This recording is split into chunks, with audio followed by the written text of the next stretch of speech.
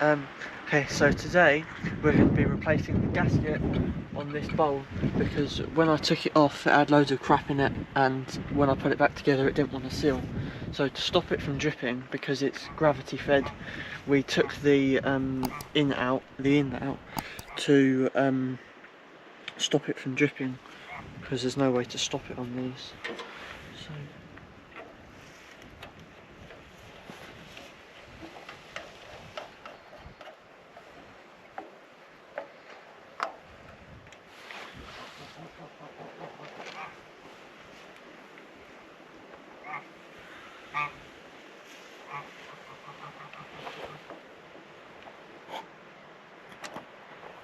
So now we've lined up the gauze and the gasket, the rubber gasket, and it just needs to be tightened up a bit more so that it doesn't leak. And next we're going to poke this back through and connect it up and hope that it seals.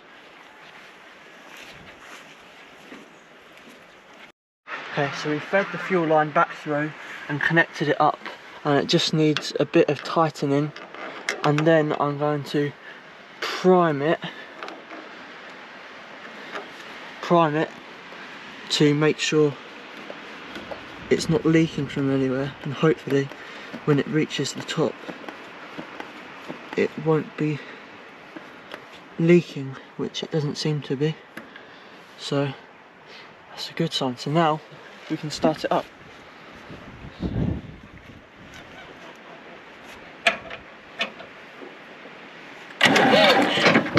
It might be in gear. You don't need to take off.